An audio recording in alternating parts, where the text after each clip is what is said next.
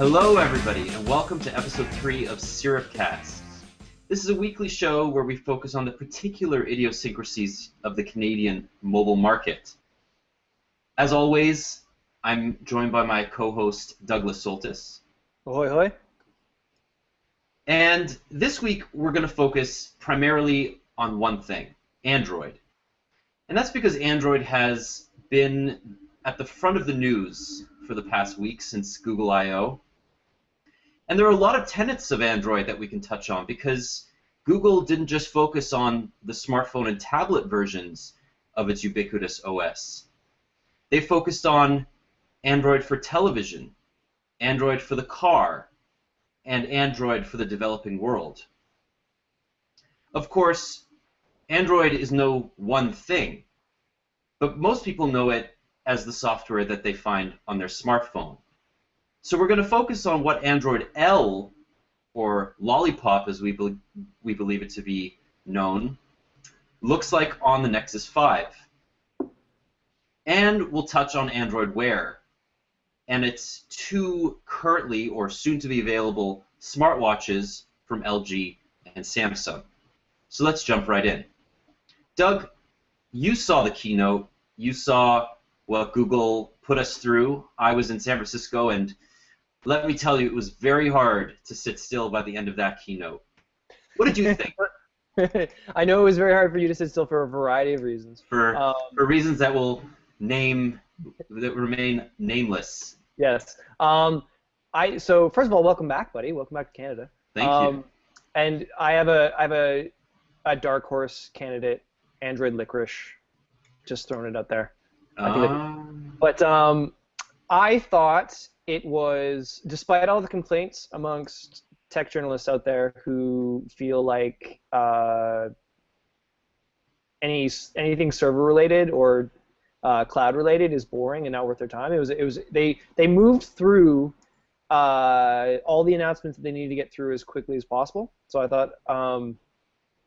I thought they did a fairly good job, but even still, it was overwhelming in the sense of just, like, we're going to be talking about Android specifically here, but Google is so much bigger than Android, and Android is becoming so much bigger than what it was even a year ago. So I think that is the one thing that I took away, was just how hard Google is working to try and encapsulate everything with its software and services. Mm-hmm. Like everything. There's nothing that they're not touching. So let's run through the announcements. So the big one, obviously, was Android L. And this was the upcoming version, Licorice, Lollipop, Liver, as Ian Hardy, our fearless leader, implied.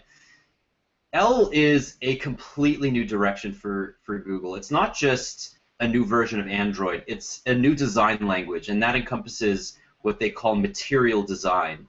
And this is a very purposeful, colorful, layered doctrine almost that Google has put forth. They've released white papers on it. There's a PDF available that showcases all of the thought behind Matias Duarte, who's the design lead for Android, Matias Duarte's vision for Google's Android future.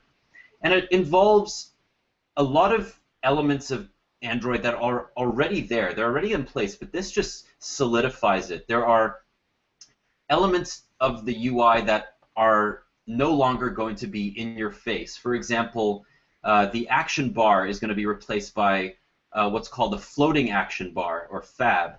And this is a simple button that expands to encompass all the possible actions that you could perform in an app. And some of the Google apps have already been updated, like Sheets and Docs and Google Plus, as we've noted already.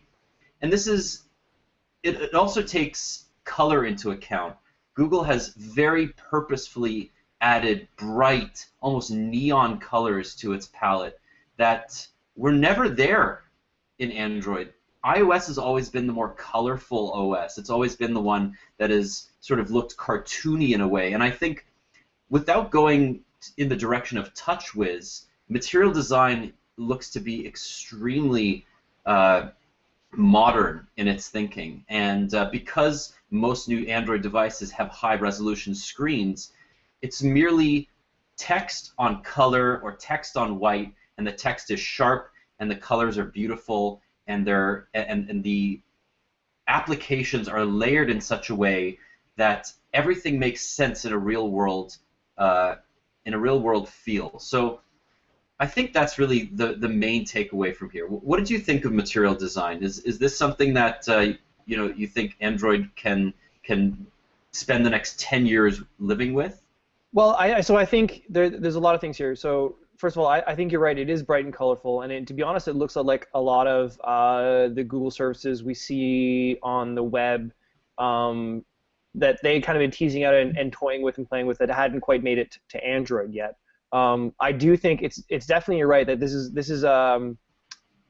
if it's the next 10 years, I don't know, but it's certainly the new. They're trying to codify a lexicon for user experience and interaction. Not only across Android, because as we talked about this, and I think on our last podcast or the first podcast, this is across iOS, web, everything, right? Mm-hmm. So they're really trying to change the way people think about digital interaction to get away from that kind of first generation mobile interaction that was like highly skeuomorphic, highly representational, icon based, and just this is like the clean, bright presentation of interactive data. And I think it's interesting that the way that they're approaching this is, Google as a data company. You think about what you heard with the amount of iterative testing that they would do with like the Google search engine and links and things like that, and how that informed their design. I think a lot of what you're seeing in Android L is the kind of a product of a similar investigation and approach to, I guess, the 6 years that we've had Android now. Mm-hmm. So I think the mobile age is much shorter than the average tech age. So maybe this is what carries them forward for the next 5 or 6 years. But I definitely think that they're placing a big enough bet on this to really have it touch wherever their services are. Yeah, and I think what's interesting here is that what was very apparent was that Google is no longer satisfied with creating design for two types of screens. They're no longer satisfied with an Android smartphone design and an Android tablet design, because that no longer makes up what the platform's all about. And we'll get to those new announcements in a second. But what they really drove home to developers, and I sat in on a bunch of sessions at I/O, is that they're making it far easier to create beautiful apps. Developers have often had a very hard time creating great-looking apps across all screen sizes in all orientations on Android, because, as you know, there are thousands of different Android devices. So what material design is meant to do, along with the new Android L SDK, is to give developers an easier set of directives, that lexicon that you spoke of, that allows them to create a single app and have it deploy in several different screens. So we're talking 5-inch Android phones and 10-inch Android tablets, but also 10-inch Android Auto screens and 50-inch Android TV screens. Yeah, it's a little bit plug and play design to a certain extent. And I think actually, you're just from what you're talking about, I think it was during the Android TV part of the keynote where they were talking about really like it doesn't matter what screen you're on anymore. There's going to be essentially one SDK or one visual presentation of all your apps. And now I think that statement might have been simply in regards to just what constitutes Android TVs, but I think it expresses their overall approach to this. They're really trying to unify every screen, every interface. Now, whether or not that actually works is another thing to be seen, because I know from a development standpoint, Android development was always feared because you would look at the fragmentation of the devices that you would have to support versus the installed base of these devices. So you kind of pick and choose like 6 or 7 devices you actually want an Android app to look good on, and then you would just ignore the others. So if they can get this to work, it's one thing. But I'm just wondering, as someone that's used Android more heavily as a user, as the smartphone user, what your thoughts were on the new interactions they were presenting. Do you think Right. that that's compelling? Yeah, I do. I think what's so interesting, and I'm just going to show you here because I'm sharing my screen with you, and this is Google's design page, and they've actually made a page dedicated to what they call material design. And I note two things here. One, they're not just focusing on the smartphone; they're focusing on the tablet and the mobile web, or sorry, the web itself, which encompasses Chrome OS, and that's one thing that we should note is that Chrome OS isn't going anywhere. But I wanted to read you something here. They speak of how mobile precepts are fundamental, but touch, voice, mouse, and keyboard are all first-class input methods. And what they're really trying to say with that is Android is more than just smartphones. And even though there are a billion Android devices out there now, they're really pushing the platform to areas that they couldn't penetrate before. They had Google TV, and they had Android in the car, but they were all hacks. They were all really shoddy and didn't really feel like they were meant to be there. So this is something that I'm excited about. What's also interesting is that I've loaded the Nexus 5 with Android L preview, and even though it's not finished, what it looks to me is that Android's focused on Google's focused on two things. They focus on movement, animation, at 60 frames a second, things that iOS have been doing for years. And they've also focused on this idea that, flat isn't necessarily meant to be just a design. It's meant to be useful. So you know when something is tappable. You know when something, and iOS did this with its sort of textures over the years, but Android's trying to do this while maintaining a flat surface. And as we know from the issues that iOS 7 users had when the iPhone 5S came out, iPhone 5S came out, iOS 7, people didn't really know where to tap because there were no buttons. It was all just text-based radio buttons, and I think Android is trying to avoid all those issues with material design. Yeah, it's not simply an aesthetic; it's a means to convey information. And just to Apple's credit, I think they're also trying to do that. I think they had to get the aesthetic right before making the information kind of dynamic and presentable. And we definitely saw that a lot more with iOS 8. But I think you're entirely right. So do we want to go through these? Kind of the more hardware-related announcements that that Google kind of went through that we'll be seeing this kind of activity in? Yeah. So the one thing that was really inspiring to me was Android TV, because we focused over the last couple of years. The living room has become this essential part of any company's toolkit. We have Sony with the PS4. We have Microsoft with the Xbox One, which is an amazingly expansive technology platform that encompasses cable television. It encompasses apps like Rogers Anywhere TV is available on it. Apple TV has been ubiquitous for the last few years, and the company is focusing on it. So Android TV is a very interesting product because it focuses on existing apps, and again, material design comes into this. It's easy for developers to adapt their devices or their apps to Android TV, but Sony, Sharp, and Philips are all going to be including Android TV on their future 2015 devices or TVs, and it's also going to be available in a set-top box format. So you're going to be able to spend $100 just like on Apple TV and buy all these features that Ouya and Mad Cats and all these companies have been trying to emulate over the last couple of years. Yeah. So your dumb TV can be Android TV enabled, essentially.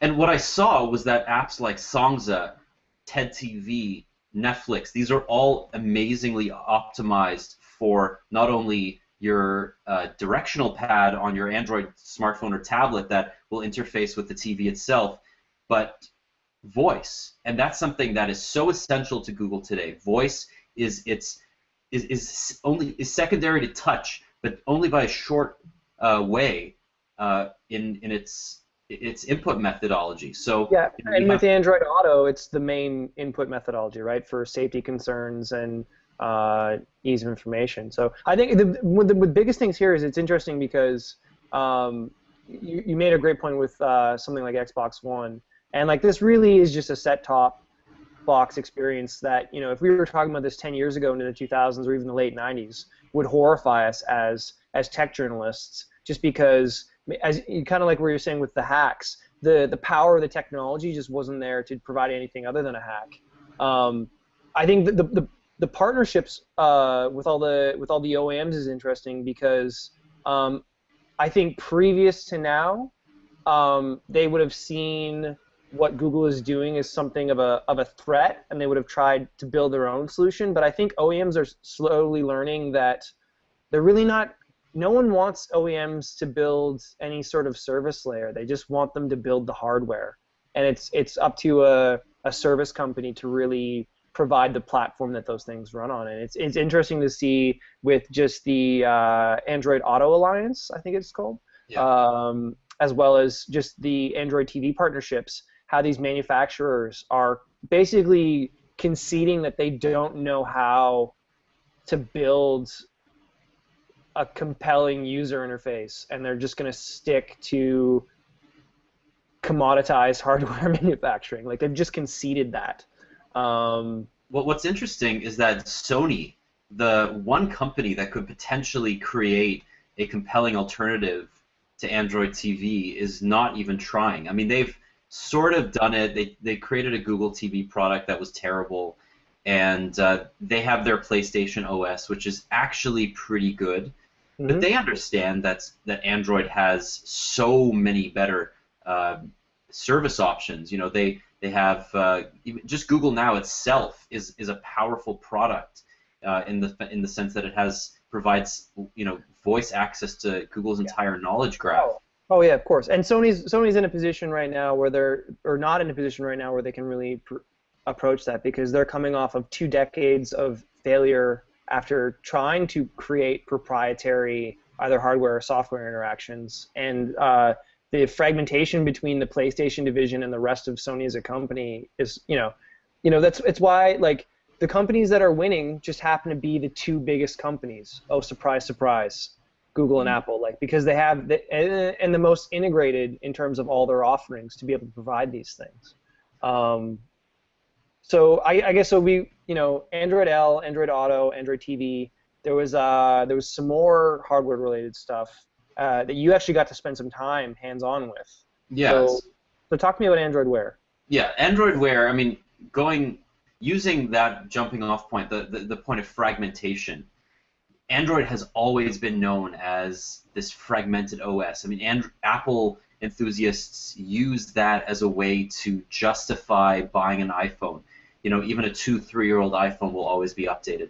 What's so interesting about Android Wear is that Google's not allowing manufacturers to modify the software at all. They think that it's too small, too specific, and too reliant on the Android notification experience to be that modular. So what they're doing, and I have a Samsung Wear, a Gear Live rather, and this is the really interesting.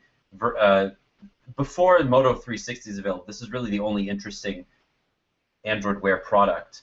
But you can see here that you scroll through you can't really see the content, but you scroll through it, and it's very smooth.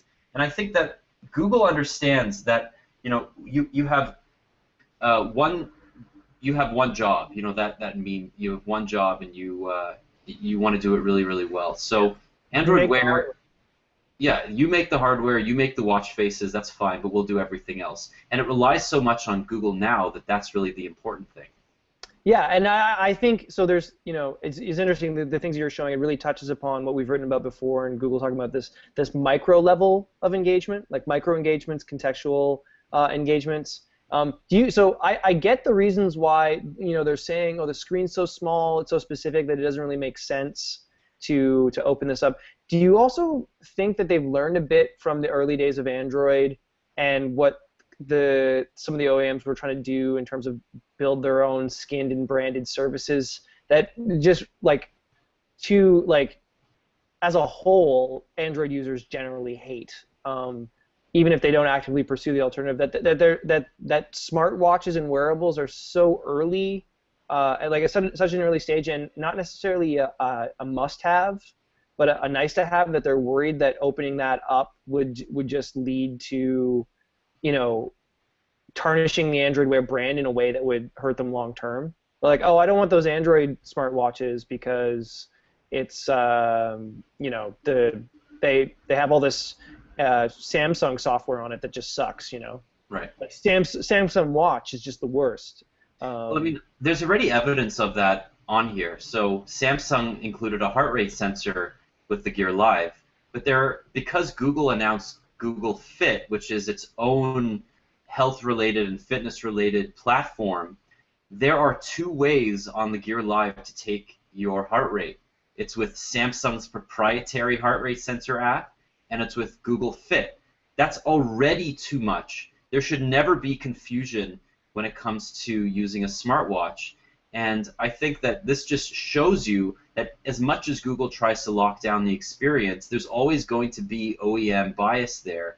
And Samsung is going to try their best to let you know that this is a Samsung product with Samsung-specific features. But what's great about Android Wear, and what I really like about it so far, is that it's triage for my notification shade. Android has always had great notifications. Any device with Android 4.3 can use Android Wear. Mm-hmm. And it's going to be, once app developers get on board and create actual experiences rather than you see a notification and then you scroll to the right and it says open on phone. That's what most apps do right now, except for the Google apps themselves. But eventually, developers will create micro experiences on the watch, which allow you to respond to your friends, say WhatsApp, for example. If you get a WhatsApp message right now, all you do is you scroll to the right and you say open on phone and you can respond. Eventually, hopefully, WhatsApp and its competitors will allow you to respond using your voice. Google's voice recognition is better than anybody's in the world. And that's what's so compelling about that. It's just going to be people sending yos back and forth to each other. But yeah, so as much as Samsung is going to try, like we've talked about this before, when you don't actually own the platform, you're just like, Samsung continues to not learn the lesson that Sony has learned. Like, because Samsung and Sony are like very similar companies at different stages. Although, one might say that Samsung does a little bit better. But I want to, so, I know you're geeked about the whole, the experiences that are coming, but I want to know right now, why should I be wearing an Android Wear watch, smartwatch, on my wrist? And which one should I be wearing? Or is there one that's really worth it? Because I think the Moto 360, like the biggest takeaway for me from I/O is that the screen is ridiculous for a smartwatch. Obviously, we have little information about price or how it charges or things like that. And that's something that I might pay attention to in terms of a smartwatch. But it really looks like you have like a Tamagotchi wrapped around your wrist. Like, I don't know if I'm willing to spend $200 to just not take my phone out of my pocket. Okay, so totally agree with you. Right now, it's in its infancy. What's so interesting is that I've been using a Pebble on iOS for a long time, and Android, but on iOS, it's a more complete experience.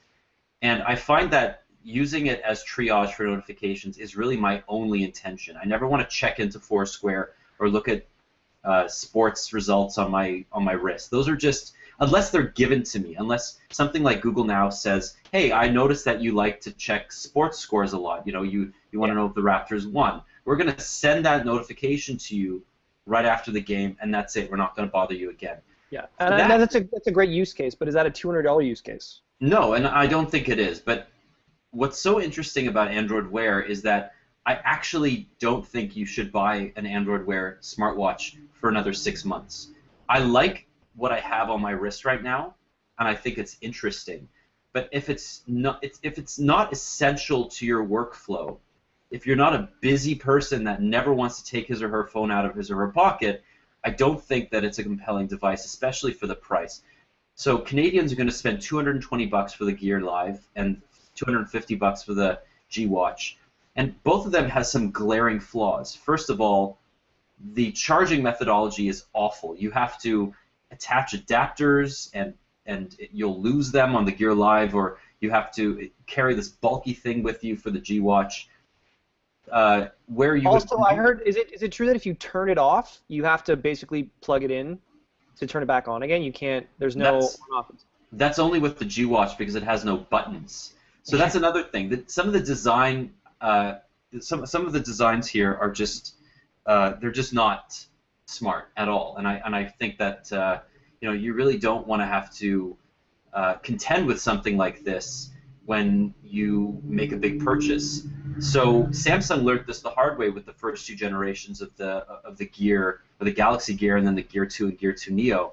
But that's one area that Samsung has actually learned their lesson. The hardware is quite nice, but you're dealing with a Super AMOLED screen that you're going to want to view in the daylight, and both watches, the G Watch and the Gear Live, just have terrible daylight viewability. So these are glaring problems that you need from a smartwatch every day. So do you think that these are more price points than actual products yet? And do you think that what Moto is probably doing with, like, it's obviously so much more expensive that they're not willing to talk about it until they feel like they can say that price and people won't freak out, or they can get the numbers down. And I'm assuming that whatever Apple does is going to come in at a higher price because they're gonna go for experience first and then put a dollar amount to that experience. Like, do you feel that that these early OEMs that are trying to, the same with like early feature phones, that are trying to hit a dollar amount that they think they can sell hardware for without designing a compelling experience? Like, are these things going to sell? Are they going to be bundled? Are those Canadians going to spend $220 for this experience, or is it just going to be tech journalists talking to each other? So, from what I understand about Android Wear, right now it's a platform play. This is not meant to necessarily sell smartwatches. It's meant to, although smell-o-vision on your smartwatch would be kind of interesting. It's meant to basically sell Android as a platform. It's supposed to make Android as a platform more compelling. So obviously, Android Wear only works with Android smartphones. This is not going to come to iOS anytime soon. Google has been very deliberate about what services they provide for both Android and iOS. The only one that is really not there is Google Keep, which is also heavily integrated into Android Wear. But what's so interesting is that when iWatch comes out, obviously it's only going to be Apple compatible. So what we see here is Google doubling down on Android as a platform, saying if you want to take advantage of Google Now, which you've invested time in, because obviously you've told it your preferences and you've given it your favorite sports teams and your favorite stocks and your appointments and everything else that you want, this is an easier way to access Google Now. That is really what it comes down to. Okay. So the takeaway from I/O for people not paying attention is that the most important thing is Android planted their flag in the smartwatch platform, and the hardware isn't ready yet. So that's okay. So then, is there anything else? Do you want to talk about Android One now? Because that's another example of Google planting its flag somewhere new that is just very, I don't want to say crazy, but like it's aggressive. It's as aggressive as Android Wear is, I guess is a great way of putting it. I heard this right at the beginning of the keynote, and I love Android One. So let me give you an example of something that Google has tackled really directly and has come away very successful with, if it works. Android One is it's an idea that came from the reality that most low-cost Android devices are crummy. When you buy a $600 Android phone today, you're getting a pretty great experience. You're getting a really fast processor, a high-resolution screen, and a great camera. With $100 Android phones, which are very common in India, China, and many other developing markets, you're getting a single-core processor with software that's often year, 2 years, often 3 years old, and you're getting no updates. Google's intentions for Android will never see your screen. So Android One is a direct partnership. Sorry to interrupt, but we also need to mention you're also getting probably like tons of malware and a lot of security risks with that lack of updates, right? Well, that's another part of it. Android is not inherently it's not inherently vulnerable to malware because if you're downloading apps from the Play Store, you have a very small chance of getting infected with anything. But a lot of these low-cost devices don't have the Play Store installed. They don't want to go through Google's certification process.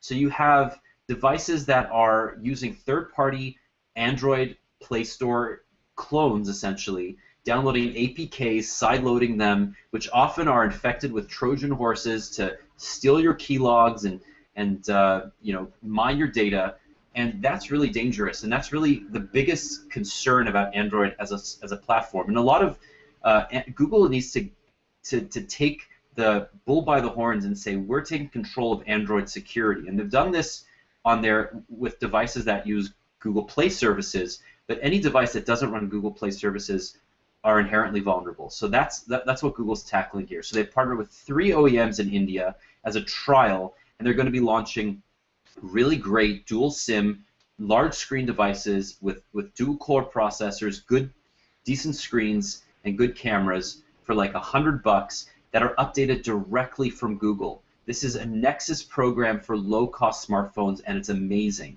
And what it means, and what I think, and we'll talk about this later, is that this is a precursor to the much-rumored Android Silver, which is going to replace Nexus smartphones on Google's Android, kind of homegrown Android Play.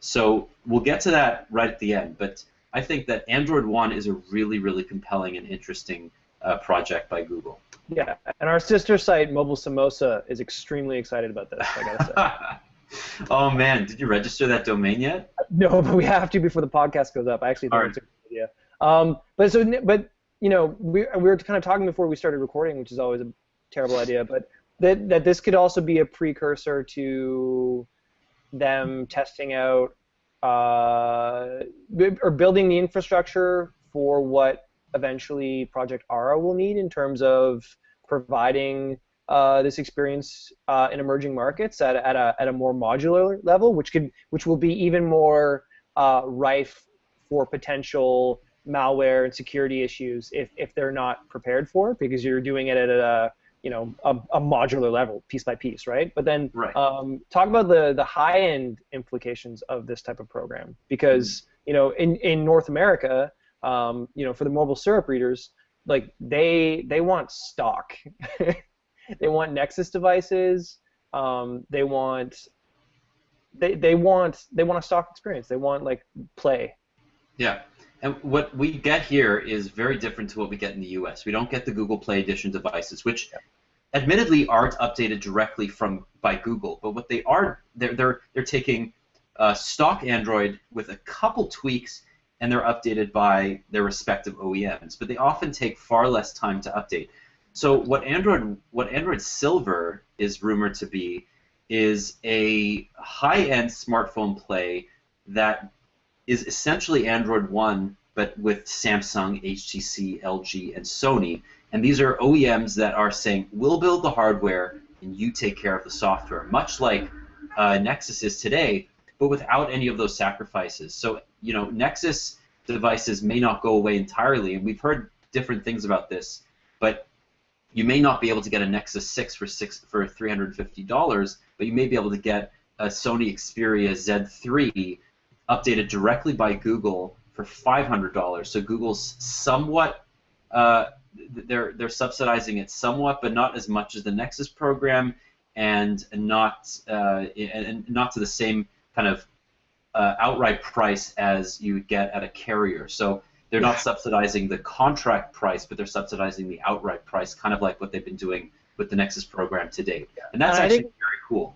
Yeah, and I think this is another example of the OEMs kind of giving up to a certain extent, or giving up probably their most annoying customer demographic, which is the demographic that wants their hardware and then wants to root the device to put on their own stock OS. So they're basically just saying, we'll take the device sale and we'll leave it to you, Google, to deal with the MobileSyrup reader contingent of people, and we'll sell to the general populace that doesn't even know that there's they don't even know it's an Android phone. They have a Samsung phone or an LG phone or something like that. And I it's another example of, I think, Google being smartly aggressive and the OEMs conceding the fact that really people only want them to build hardware.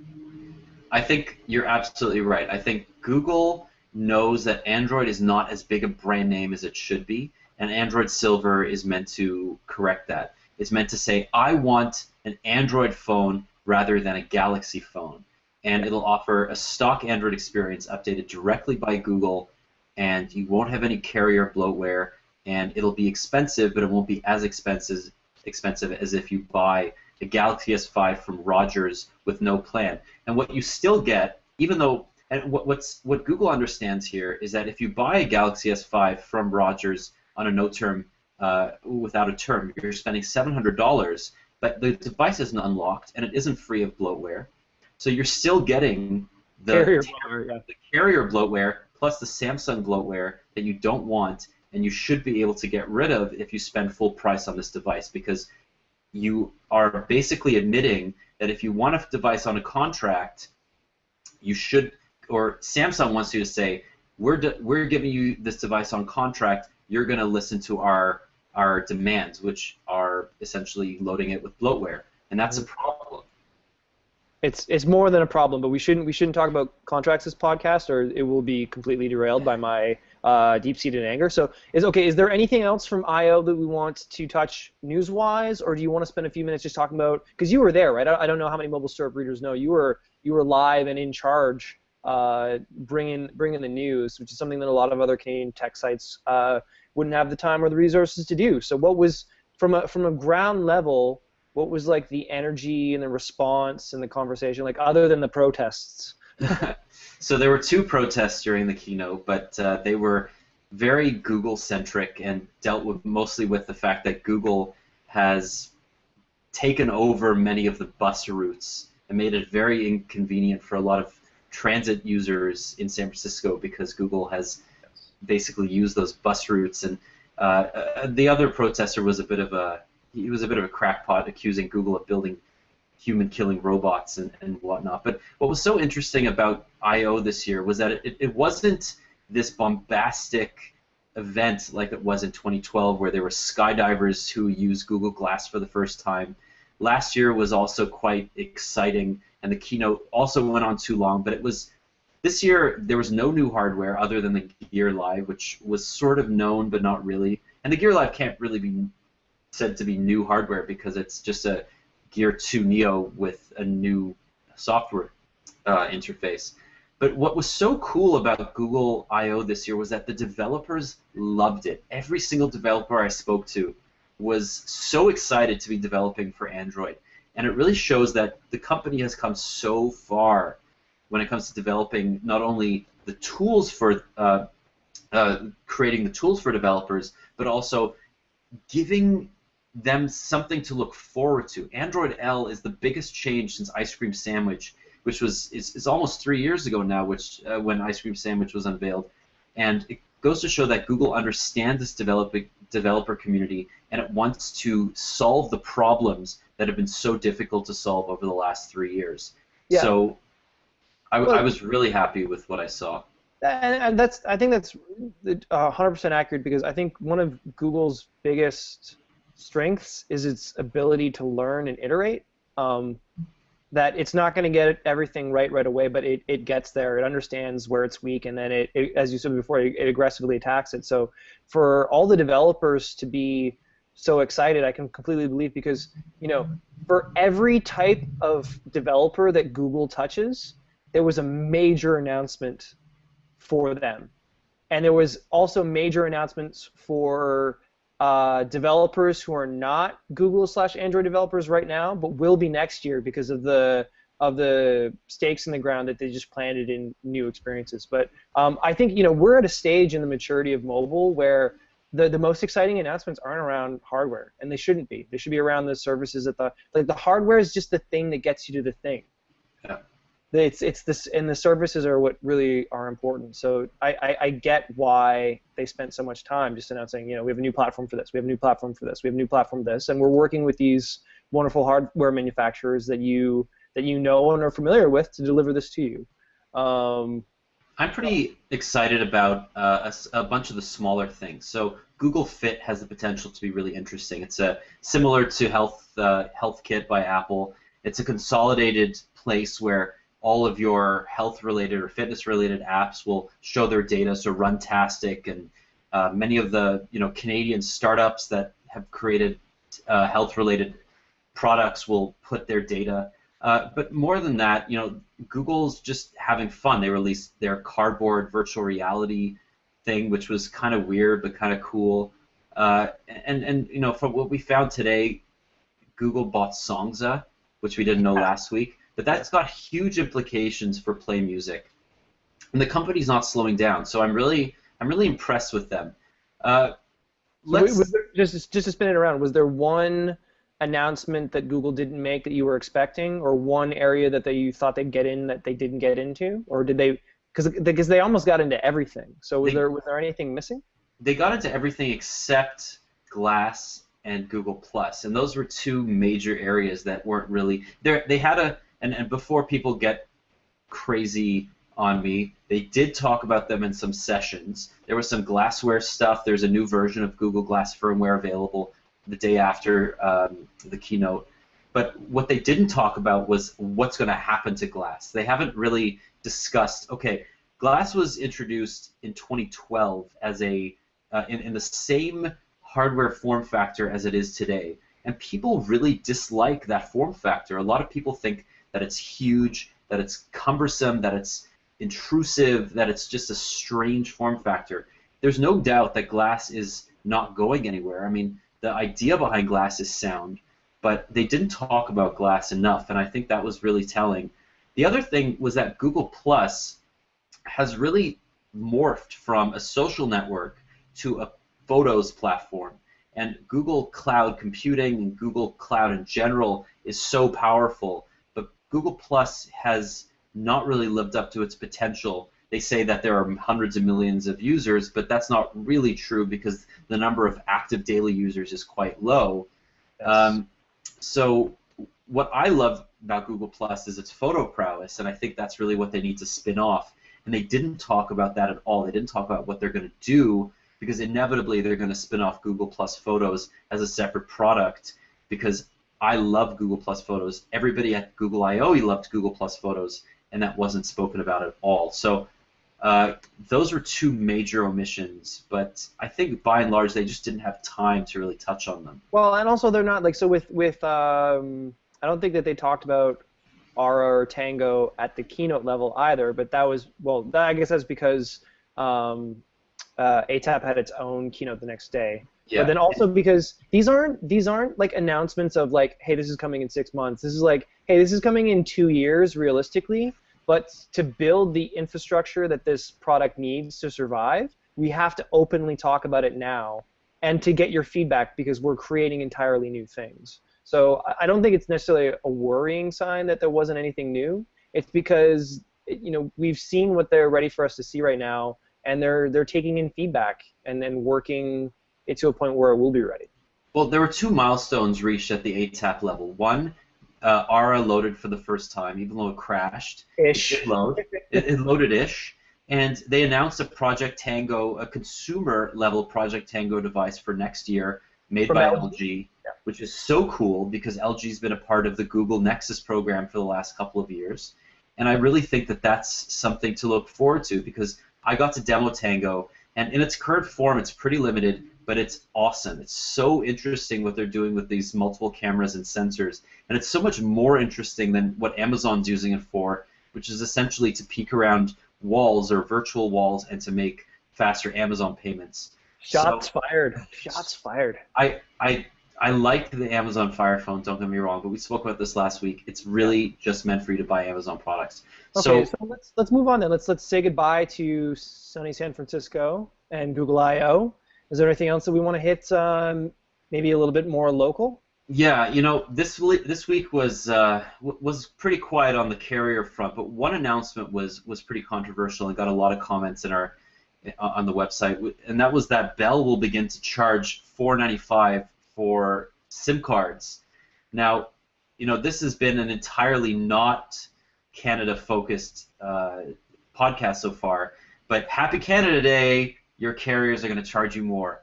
So as of tomorrow, July 3rd, you will have to pay $4.95 for a new SIM card, and that's including when you upgrade your phone or when you need a new SIM card for a specific reason. Usually, Bell had been, up till now, Bell had basically been giving you one with the purchase of a new phone. This does not apply to business or prepaid users, but all postpaid users, which makes up the vast majority of the Bell client base, will be affected. So this sucks, and a lot of commenters are like, whatever, it's $4.95. But again, when you're spending $300 or $200 on a phone and $100 a month on a plan, that's an extra $5 that you don't need to spend. Did they give any justified reason for, or is just like we can just charge $5 for this, so why not? Well, I don't know. A lot of people in the comments were saying that Bell is trying to migrate their user base to the NFC and secure NFC-capable SIM cards, which allow mobile payments, and it's a precursor to them rolling out this big Rogers competitor. Rogers rolled out SureTap Wallet. Bell's going to be launching a similar product in the next couple of months. So yeah, they want to migrate their user base, but if they really want to foster adoption and foster it quickly, they would be giving these SIM cards away for free. Yeah, send one in the mail. That's a really great way. Say, hey, here's the SIM card. Here's all that it does. We love you, Bell. No. Yeah, call us to activate it. We'll be your friend forever. Heart you by. Like I'm not saying that it's unprecedented, because it's not, but it's and who knows, maybe Rogers and TELUS will follow suit. But it's just another way that Canadians are not going to think highly of their carriers. And again, it's another opportunity for a carrier to build a relationship with its customer and whiff, just because it doesn't care about building the relationship. I had a very interesting breakfast meeting with a former Rogers employee today, and they were just talking about how the corporate culture internally was one of where they almost didn't seem to like their customers, like that they were a hindrance to be overcome rather than the reason why they were in business. But we can't go too far into this because it just my blood boils. But the real thing, so MobileSyrup readers probably already know this, but if you really don't want to pay $5 for a SIM card, just make friends with whoever your person is at the store level. There are ways to get around a variety of these charges. Yeah, or call in and get them to refund the cost. I mean, really, most CSRs are able to refund you or credit you the $5 that you would have spent in store. So these are all options. But again, it's just one more thing that Canadians can complain about when it comes to their carriers. Let's move on to BlackBerry. This is the third week that we've had this podcast and the third week that we've spoken about BlackBerry. But this week we got to see the Blackberry Passport on video.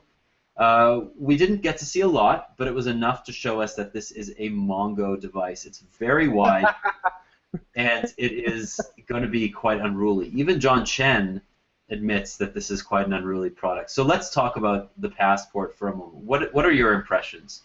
Mongo device. I like the sound of that.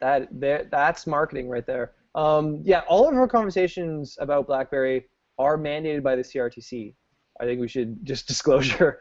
Okay, so seeing it in video, it doesn't look any less weird, but I can see how it can be used.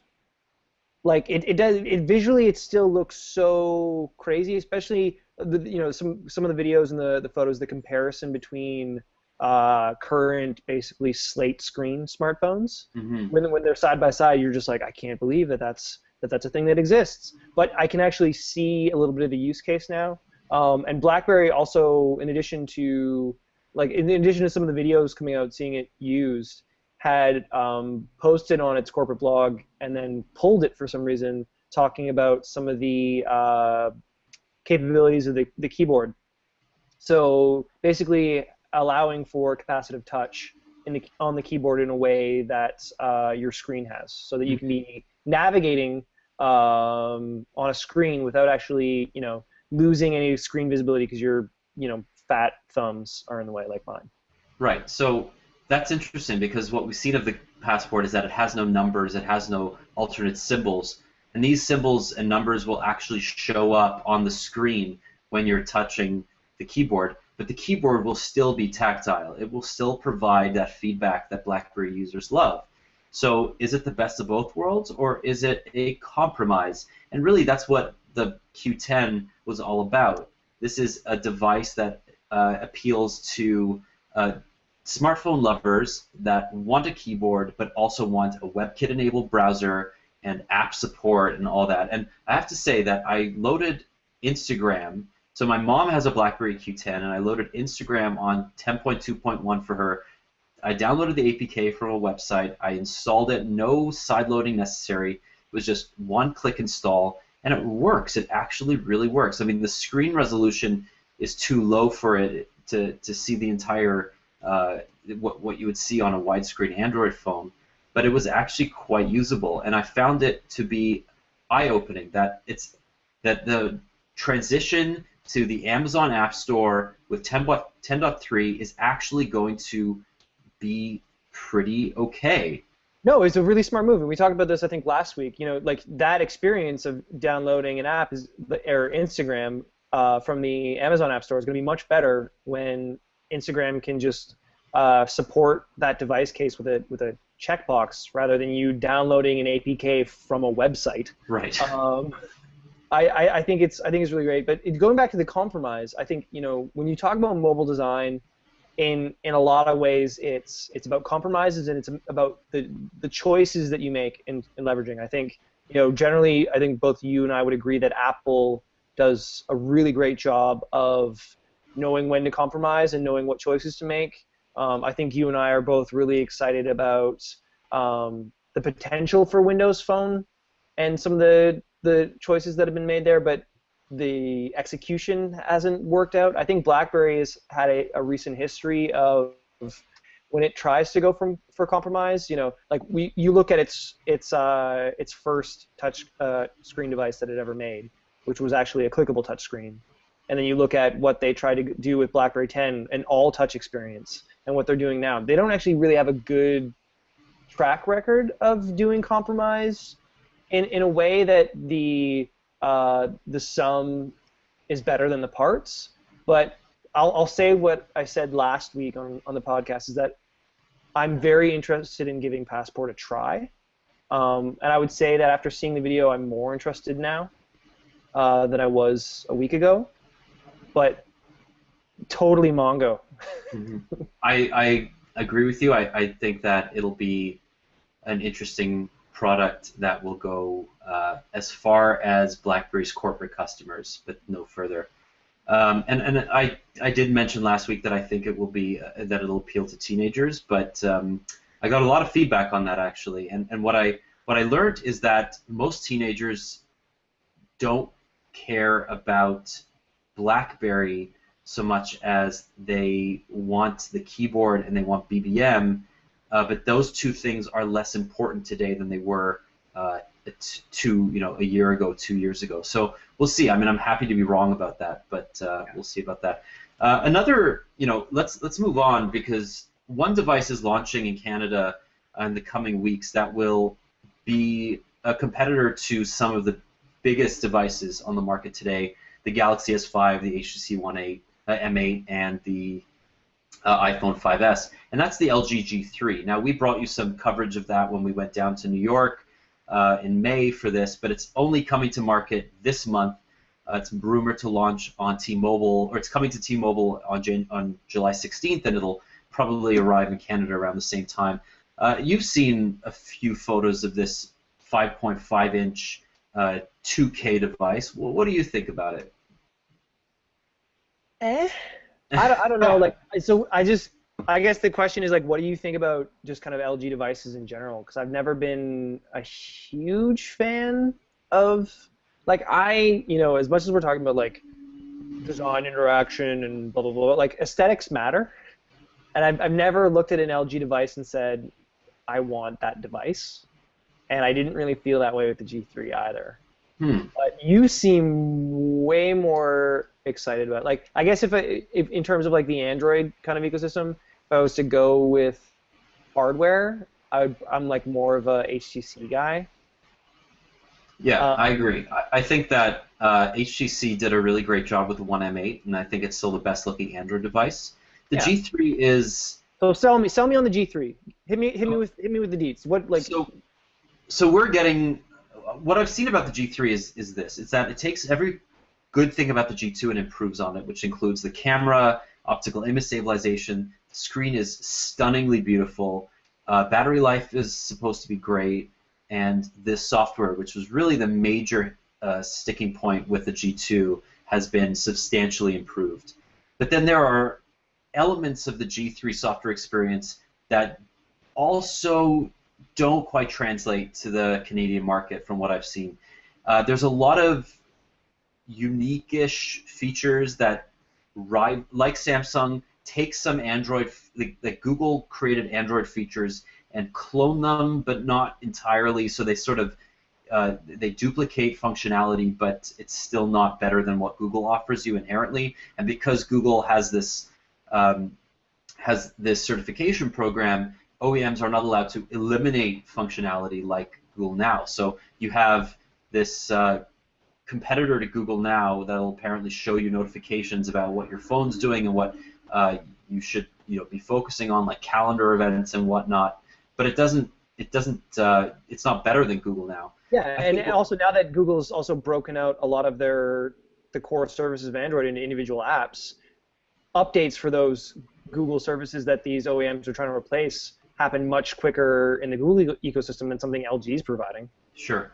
So that's another thing that it's a spot on LG's record. They have the slowest update schedule for any OEM at all. I mean, except for Huawei. And I've done the research, they are the worst, and they took a long time to bring the G2 from 4.1 or 4.2 to, actually I think it launched with 4.1 to 4.4. The G Flex is still on 4.2, so the Canadian market is just awash in older LG devices that will never get updated.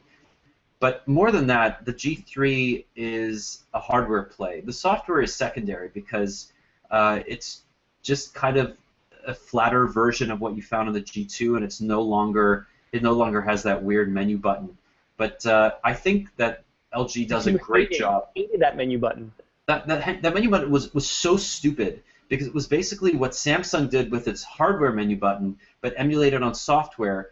But LG didn't take into account that most software developers account for Samsung with its hardware button, but not LG's software buttons. Anyway, what happened was some apps wouldn't recognize the menu button that LG put virtual, and you were stuck with not being able to access the secondary menu in a lot of apps. So like, LG they were lazy. They didn't take it into account. That being said, the G3 is, I think, a beautiful product. It's actually very well made. It feels a lot better in the hand than the G2, than even the Samsung Galaxy S5. The bezels are minimal and most they're just non-existent at best.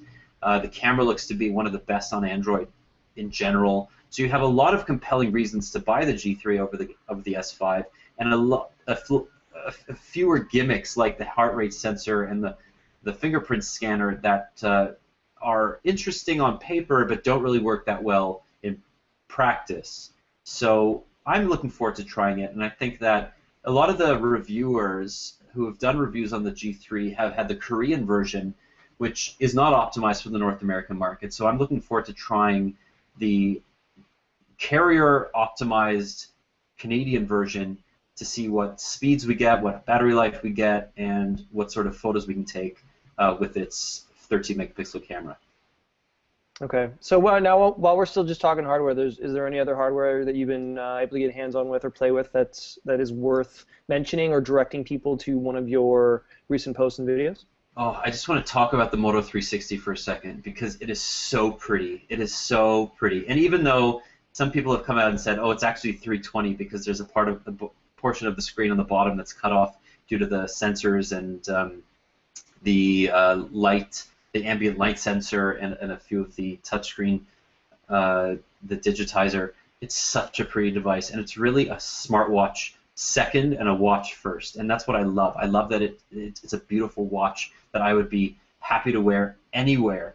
The fact that it would show me my notifications is just a bonus. And I think that's really what the Android Wear platform should eventually be. And that's what I hope it will become, is that less utilitarian watches from Samsung and LG and more beautiful design plays by Motorola, Fossil, hopefully eventually companies like Breitling and Omega. I mean, that's just a moon, So a moonshot. it becomes that luxury lifestyle item rather than low end kind of kludged together tech. I don't want the smartwatch to be a commodity in a year. I don't want like we heard that Asus is coming out with a $99 Android Wear watch. I don't want that. That's going to last for 6 hours. It's going to look crappy. It's going to feel crappy.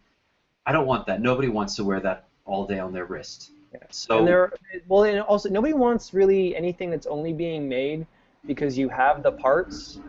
You can put them together and get them in stores. Like if you're literally just making it because you have the parts lying around, and there's not a real use case or compelling kind of like we talked about how much we like Motorola before, but man, they're really trying to they have a design identity. They're trying to get a specific experience for you with the products that they make, and it shows. Mm-hmm.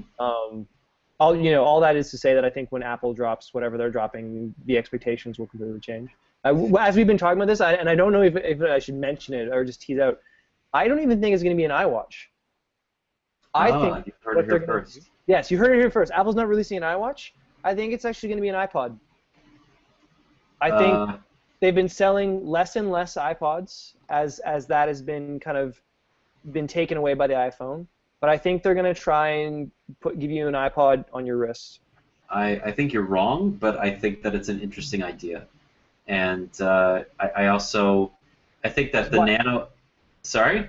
Which is why I'm only going to talk about it right now in a podcast rather than writing it down. So if it comes true, I look like a genius. And if it doesn't, no one will remember this podcast episode. Hopefully. Yeah, episode 3. Just forget it. All right. Well, I disagree, but I'm willing to hear your arguments perhaps next week as we draw closer to that September-October release date from Apple. So I think we're gonna wrap up. This has been another lengthy podcast with a lot of really juicy bits, and I want to thank you as always for joining me. This is my pleasure, and thank you for listening. If you have been listening with your earbuds, or if you've been watching the Hangout itself, hopefully the video is available. The last couple of weeks we've had some issues. But thank you again for making the SyrupCast the best Canadian podcast in the world. And we'll see you next week. Yeah, post a comment, give us feedback, write a review on iTunes. It's a really big deal. Let us know what you want to see, and we'll keep giving it to you. All right, that's all, folks. Talk to you next week. Bye-bye.